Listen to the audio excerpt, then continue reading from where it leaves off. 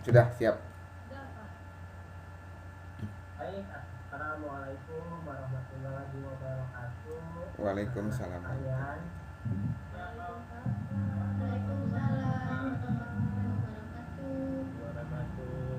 alhamdulillah, walaupun ini sudah masuk jam ketiga, kita ya masih semangat kan ya semua ya. Semangat Pak. Baik, terlebih dahulu biasa sebelum kita memulai pembelajaran, kita harus berdoa terlebih dahulu. Nah, siapa yang mau bikin doa hari ini? Mungkin Pak Supri mau, Pak Supri. Ananda Supri silakan memimpin doa terlebih dahulu ya. Siap. Siapa belum belajar, marilah kita sama-sama berdoa. Doa dimulai. Doa selesai. Alhamdulillah, terima kasih ya Supri ya. Jadi memang berdoa itu kita harus selalu lakukan dalam kegiatan apapun ya. Kita harus memulai dengan doa ya. Karena untuk menunjukkan bahwa kita itu tidak sombong ya.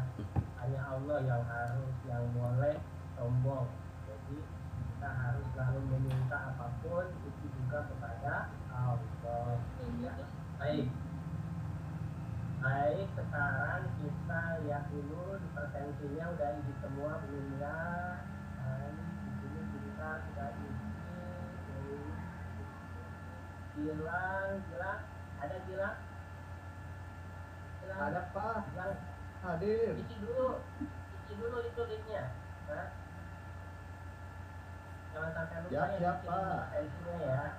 Nah, bagus. Siap, Kalau Pak. lain, Baru beres mandi Pak. ya, alhamdulillah. Nah, sekarang kita ada dia ingat enggak sekarang tanggal berapa? Ya, Ya Pak, berapa? Ya, tanggal kita 14 Pak. tanggal 14 itu hari apa? Coba hari nasional ada. Hari Sabtu Pak. Yang ingat? Hari Sabtu, Ater. Iya kan hari Sabtu Pak. Iya benar, hari Sabtu benar sekali. Sekarang itu hari Pramuka. Oh iya hari Pramuka. Saya mikirnya hari Sabtu Pak. Sekarang malam mingguan soalnya Pak. Baik, Bapak ingin cek nih kesiapannya. Coba kita tepuk Pramuka dulu ya. Mungkin sama siapa ini? Sama Gilang coba. Sama Sri, Mas Sri. Ya Mas Sri boleh pimpin tepuk Pramuka. Yuk, satu kali. Pak. Baik teman-teman semuanya. Kita sekarang tepuk pramuka, itu dia tepuk pramuka.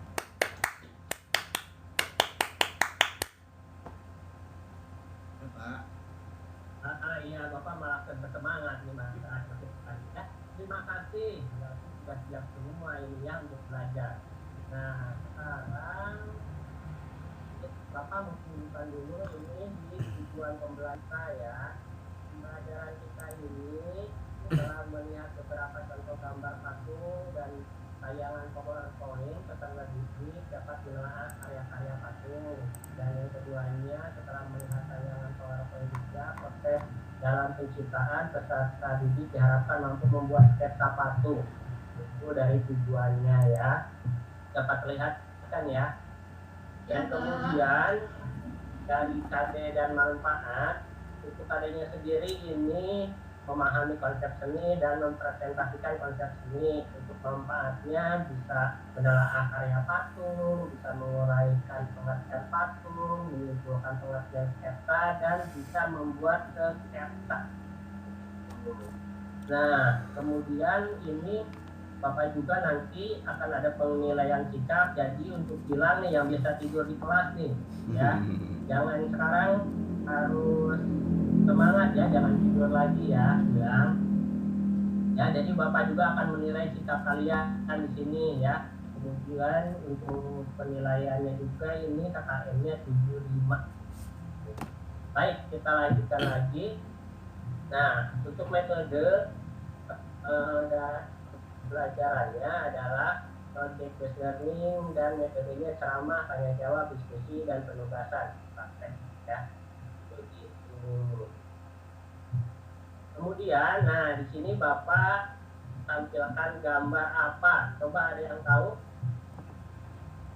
Gambar apa Relip, ini? Pak. Relip. Aduh, Sinta pinter banget. Anak saya bapak ini memang benar sekali ini relip. Kita dapat nilai ya, guys ya. Ya, Pak. Relip Makasih, itu Pak. apa? Karya seni apa relip itu? Pahat, Pak. Pahat, ya tekniknya berarti itu Ya. ya Acep ya. Iya, Pak, pahat, Teknik Pak. membuat relip itu dengan dipahat. Dapat tanya lagi, relip ini 2 dimensi atau 3 dimensi maksudnya? 3. 3 dimensi. Ya. Ayo, 3 apa 2? 2 dimensi. Seperti Cinta lagi. Udah 200 ini nilainya ini ya. Kenapa disebut 2 dimensi bukan 3 dimensi? Relip. Ada yang bisa jawab? Cinta, kenapa? Soalnya kalau relip itu hanya bisanya dilihat dari satu arah saja, Pak. Terus hanya memiliki panjang kali lebar. Seperti itu. Tapi kan ada kedalaman, Pak. Cinta. Kenapa? Kan ada kedalaman, kenapa nggak 3 dimensi, Pak? Oh iya, karena nanti kita jelaskan lagi bersama-sama ya, karena dia bisa, kalau patung itu harus bisa dilihat dari berbagai sudut. Oh iya ya, betul, Pak. Jadi relip walaupun ada kedalaman, tapi tetap aja dilihatnya cuma dari satu sudut. Ya. Paham, Pak. Begitu. Nah berikutnya ini apa? Kira-kira celengan, relip Pak. juga bukan? Ini Garfield belum dicat, Pak. Garfield, Pak. Garfield. Garfield belum dicat. Pinter Supri ini kalau dari medianya ya, ini adalah patung yang berbahan dasar gip. Kalau tadi kita relip bicara soal teknik yaitu dipahat, nah kalau gipsum itu apakah Supri ini medianya dari gip ya. Sebetulnya bisa juga sih karena sebetulnya karena wawasannya aja Supri bisa menebak ini dari gipsum. Tapi bisa juga sebetulnya dari misalkan Tanah semen liat. kalau tekniknya cetak ya gitu ya, sudah tepat sekali. Nah berikutnya lagi ada gambar nih, yang ini dulu nih, yang coklat tua. Ini gambar apa? Yang mana, Pak?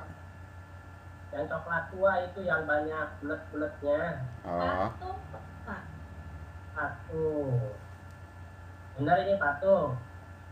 iya, Pak. Benar, Pak. Patung, Pak. Nah, ini patung.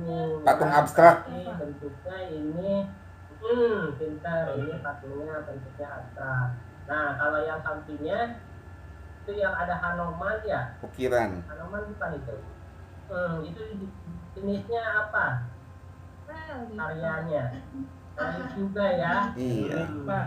Cuman mediumnya Sekarang yang sudah beda. bisa. Ya. Pintar Supri, kalau tadi dari batu relip pertama ya. Iya. Kalau ini dari kayu. Kayu. Ya, juga jadi sekarang udah bisa membedakan ya relip sama patung. Alhamdulillah. Selanjutnya bentar. Nah, kalau ini Belum muncul, patung Pak. juga bukan. Oh, ini baru muncul. Patung, Udah muncul. Udah, Pak. Masuknya jenis patung apa ini? Monumen, Ayo. Pak. Monumen. Ya, Supri duluan ya yang dapat poin. Alhamdulillah, sudah tepat jawabannya Supri. Ini patung monumen. Nah, kalau ini patung apa coba? Ada yang bisa jelaskan ini patung apa? Nggak Nggak tahu, tahu, Pak. Patung. Ini gaya Eropa deh, Pak, kayaknya, Pak. Monster ya? Nah, kalau ini, nah, kita tahu kan nanti di depan kita akan jelaskan patung-patung ini dari segi fungsinya gitu ya. Baik, kita lanjutkan dulu ya. Nah, sekarang kita baru masuk ke materi. Ada yang bisa bantu Bapak buat baca pengertian patung ini? Silakan. Boleh, Dapat Pak. Poin tidak ini yang Boleh lain? Pak, Ayo. saya Pak. Ya siap Pak. Acep silakan Yo. Acep. Pengertian patung. Patung merupakan karya seni rupa 3 dimensi. Menurut Kamus Besar Bahasa Indonesia, patung adalah benda tiruan, bentuk manusia dan binatang yang cara pembuatannya dipahat. Pengertian ini didasarkan terjemahan dari bahasa Inggris yaitu sculpture, karena pematung zaman dahulu menggunakan teknik pahat. Bagus, terima kasih Acep sudah membantu untuk membacakan ya. Begitu patung itu ya, berarti patung itu 3 dimensi yang sudah kalian tahu. Nah, berikutnya fungsi patung. Ya, kita masuk ke materi berikutnya yaitu tentang fungsi patung. Nah, coba fungsi patung. Ada yang tahu fungsi patung itu apa saja? Lihat dari gambar ini. Fungsi religi, Ya. Pak. Aduh, Acep, poinnya udah 300 ini. Bentar lagi nyari cinta nih. Cinta udah 350. Ayo, dikejar. Betul sekali. Ya, ini fungsinya itu untuk religi, untuk ibadah gitu ya. Patung dibuatnya. Kemudian dari gambar berikutnya, ini fungsinya buat apa? Tadi gambar yang tadi nih. Fungsinya untuk apa? Berarti patung, kalau patungnya patung ini monumen tadi ya, apa pada ya. Ya Pak, Jadi fungsinya buat apa? ya peringati Pak, Sejarah, Pak. Peringatnya sesuatu Pak.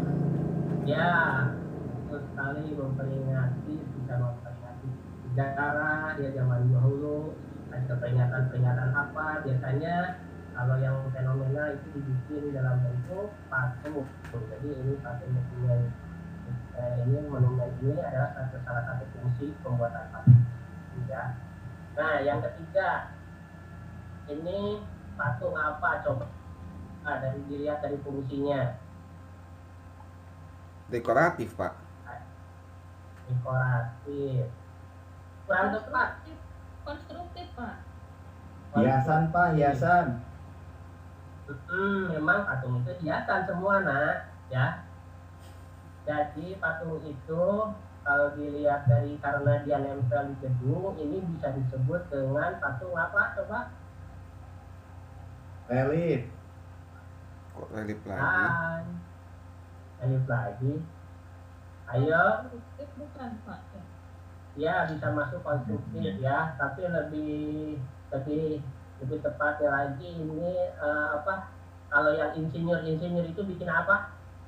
Ridwan Kamil. Konstruksi. Ayo. Konstruksi Pak. Iya, arsitektur. Oh, arsitektur. Sebagai Iya. lebih tepatnya arsitektur gitu ya, patung sebagai arsitektur. Nah, kalau yang ini gambar apa ini? Soal bukan ini. Angsa, Pak. Kok soang? Oh iya, angsa. Ya, ini maksudnya patung apa dari fungsinya? Ini patung apa ya? Dari fungsinya Pak untuk apa ya? Dekoratif Pak. Semua patung dekoratif. Iya, betul. Patung dekoratif 100 buat masuk free ya.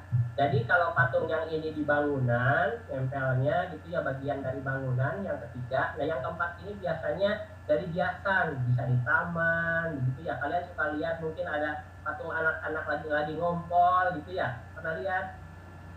Nah itu maksudnya ini Pak. Jadi patungnya patung yang tadi pas itu bilang ya.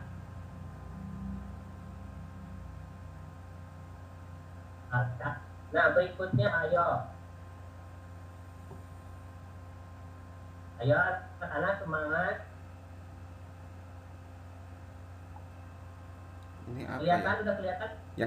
Yang kuda ya, Pak? Dari apa? Kelihatan, Pak. Yang kuda. Nah kalau ini patung nilainya itu bisa patung seni, ya patung seni. Jadi yang dilihat itu hanya dari keindahan bentuknya, ya. Kemudian Nah, yang ini apa? Patung apa ini nih? Yang lagi dipegangkan si Amal? Miniatur ya Pak? Ya, ini kalau karena gajah itu besar dibikin kecil, betul miniatur. Tapi lebih tepatnya ini dari segi fungsi, ini itu patung sebagai kerajinan, ya. Betul. Untuk Baik, cendera mata ya Pak. berikutnya, bisa. Berikutnya, Bapak paparkan lagi. Jadi seni itu dari Pak izin ke belakang dulu Pak. Ya, silakan. Arsitektur, dekorasi, dan yang terakhir kerajinan. Ingat ya, jadi patung itu dari segi fungsinya untuk seni tadi yang sudah religi, monumen, arsitektur, dekorasi, dan kerajinan. Baik, berikutnya lagi ragam patung. Nah, ini bisa dibaca ya. Ragam patung di sini ada yang corak imitatif atau realis seperti gambar patung orang, kemudian ada dekoratif bentuk alam yang diubah atau dari imajinasi pematung. Kalau untuk dari yang ketiga itu corak abstrak tadi yang gak patung yang bulat-bulat itu ya yang coklat tua. Nah, kemudian dari segi karya patung itu jenisnya yang dibedakan menjadi 3. Itu yang pertama itu patung dada, ini mungkin lebih ke patung dekoratif, figuratif ya, patung orang dibedakan menjadi 3, ada patung dada, patung torso kalian bisa baca, dan ada patung lengkap yaitu seluruh badan. Ya. Kemudian berikutnya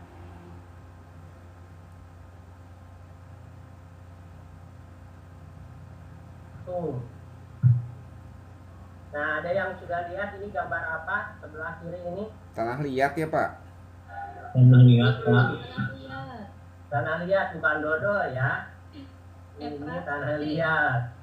Nah, berarti patung ini medianya salah satunya adalah tanah liat. Tapi tanah liat ini empuk. Jadi ini maksudnya patung yang lunak gitu ya. Media patung yang lunak. Gitu. Nah, kemudian yang kedua, sebentar ini agak ngeheng bentar ya. Nah, ini mungkin agak bingung ya karena kayu itu memang ada yang lunak, ada yang keras, ada yang sedang. Nah, kayu ini biasanya kalau yang sedang itu bisa kayu akasia gitu ya, yang masih bisa dirawat enak gitu. Atau media lain untuk yang sedang ini bisa juga berupa gypsum ya. Ini juga masih masuk ke dalam media patung yang sedang. Nah, yang terakhir ini gambar batu ya. Seperti ini masuknya ke dalam media patung yang keras. Baik, berikutnya lagi teknik membuat patung. Nah, tadi udah ada yang sebut beberapa. Coba apa saja tadi teknik membuat patung? Di awal tadi udah ada yang menyebut. Dicetak, betul. Baru satu. Yang lain terima kasih tadi Dewi ya. Dipahat Pak. Ya, Dewi. Cetak, dipahat. Terus apalagi ayo? Dua lagi. Diukir. Ya, bisa dipahat sama masih sama. Apalagi ayo? 2 lagi. Baik, coba tunjukkan ya. Jadi teknik itu teknik yang pertama modeling. Ya, modeling itu seperti teknik dilepa ya. Jadi tekniknya itu biasanya menggunakan seperti tanah liat itu yang dibentuk gitu ya, modeling. Kemudian yang kedua teknik testing. Testing itu tadi yang dikatakan dicetak gitu ya. Kemudian ada yang teknik dipahat ini, carving tadi ya, teknik diukir atau dipahat. Dan yang terakhir teknik assembly, yaitu teknik dirakit. Dia misalkan tutup dari benda-benda disatukan menjadi patung gitu. Seperti tadi ada gambar kuda tadi ya, yang patung yang untuk fungsi seni. Begitu. Baik, kita lanjut lagi. Contoh gambar macam-macam patung dilihat dari segi pembuatan tadi ya. Ini penjelasan berupa gambarnya. Nah, ini yang modeling, kemudian ini yang teknik cetak ya. Yang cetak ini biasanya seperti media yang digunakannya itu dari logam, itu pasti rata-rata pembuatannya dicetak ya. Nah, ini yang teknik pahat, batu, kayu biasanya ya. Pikir yang jadikan bahan. Kemudian nah ini yang terakhir yang assembling, yaitu dengan teknik dirangkai, dirakit, dibangun gitu ya, satukan. Ini bisa dilihat gambar gubuk ya, kalau bahasa lokasinya gubuk. Baik, berikutnya gubuk atau gubuk. Nah, berikutnya, baik. Ini ada gambar apa di depan? Ayo. Sudah kelihatan gambarnya belum? Apa, Pak? Sudah, Pak. Belum? Sudah. Belum? Nah, bagaimana sih ini seniman ini bisa buat patung seperti ini gitu? Awalnya gimana sih? Oh bisa gitu ya? Bisa buat kuda yang sedang berlari kencang, tapi dengan visual dengan begini bagusnya. Ini ada yang pernah lihat mungkin lewat Jakarta? Di Jakarta. Ada yang pernah main ke Jakarta? Orang Bekasi ini masa belum pernah main ke Jakarta? Sudah lihat? Ada yang pernah lihat lewat? Pernah, Sudah, Pak. Pak, sudah. Pernah. Ya, bagus sekali kan ya? Iya, Pak. Bagus, Pak. Nah, jadi di dalam sebelum kita berkarya itu ya, ini itu kita langkah yang pertama itu membuat apa? Sketsa, Pak.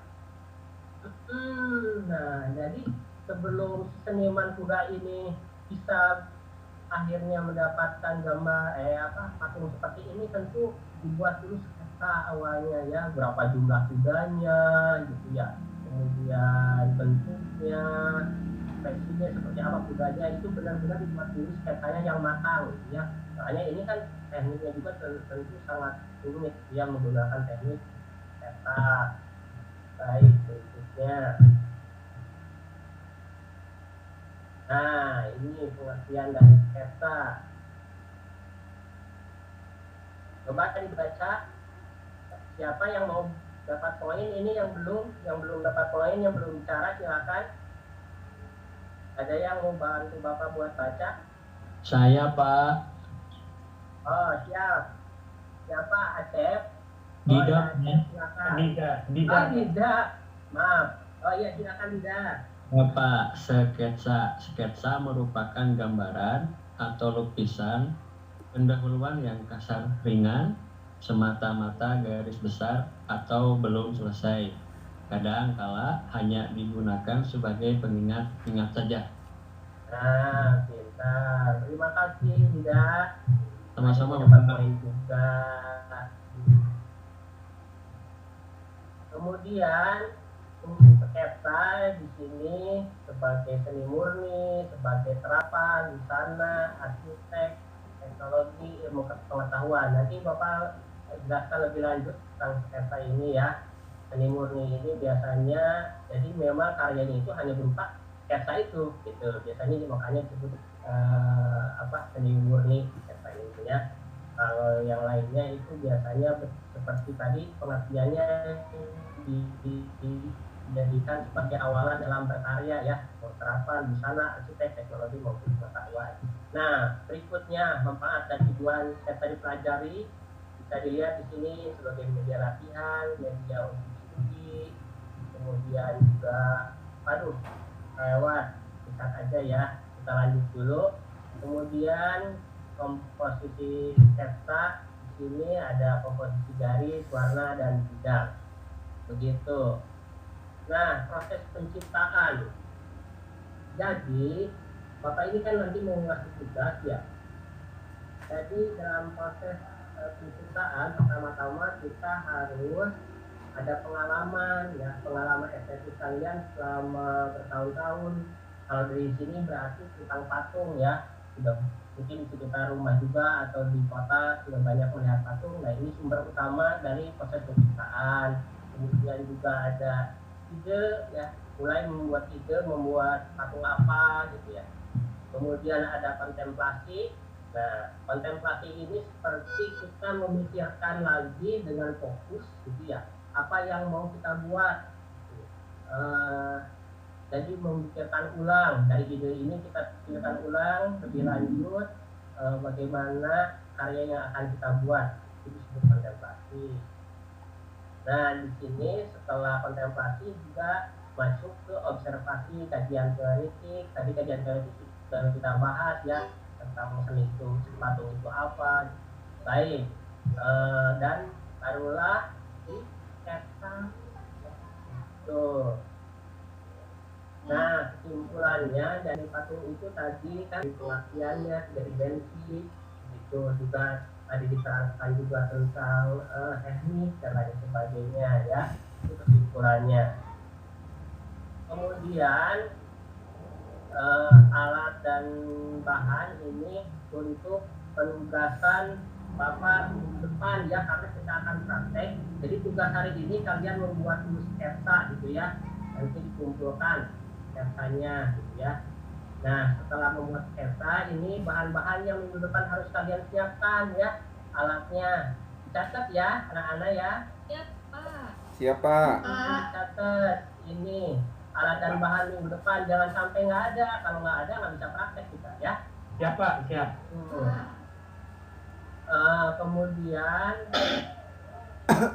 Kemudian ini apa, kita refleksi dulu gitu ya. Jadi pembelajaran hari ini kita itu mempelajari tentang karya 3 dimensi, yaitu patung gitu ya. Tadi sudah kita bahas bersama, dan sketsa juga kita sudah bahas.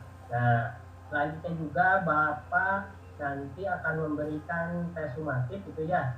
Nanti bisa dilihat linknya itu untuk dikerjakan, dan terakhir nanti mungkin minggu depan dikumpulkannya begitu ya. Kalau sekarang kita bikin dulu sketsa gitu ya, tahapan membuat sketsa. Dan ingat, sketsanya itu patung kita buat patung dari gips dengan teknik pahat gitu ya. Jadi tolong dipikirkan di sketsanya itu kita bahannya itu gips. Jadi jangan bikin patung misalkan Pinocchio gitu ya, yang hidungnya panjang nanti patah, karena kita bahannya nanti gipsum gitu ya. Jadi tolong sketsanya diperhatikan baik-baik dengan media yang akan dibuat, yaitu gipsum. Jadi bentuknya harus jangan terlalu banyak, yang kecil-kecil panjang gitu ya, menonjol. Baik, setelah itu kita sudah selesai. Alhamdulillah gitu ya. Silakan, mungkin ada yang mau bikin doa penutup. Anak-anak masih semangat tidak ini? Semangat Pak. Masih Pak, semangat Pak, semangat. Semangat Pak, terus. Baik, aduh, kayaknya udah pada ngantuk semua ya. Baik, silakan pimpin doa. Atep. Siap Pak. Pimpin doa ya. Alhamdulillah pembelajaran kita sudah selesai. Oke, terima kasih Bapak Alep. Semoga ilmunya bermanfaat buat kita semua ya kawan-kawan. Sebelum mengakhiri pembelajaran, mari kita berdoa bersama-sama menurut agama dan kepercayaan masing-masing. Berdoa mulai. Selesai. Alhamdulillah. Alhamdulillah, terima kasih Bapak tutup ya. Terima kasih Pak. Subhanallahi majlis, subhanaka Allahumma wa bihamdika, asyhadu an la ilaha illa anta, astaghfiruka wa atubu ilaik. Wassalamualaikum warahmatullahi wabarakatuh. Waalaikumsalam warahmatullahi wabarakatuh.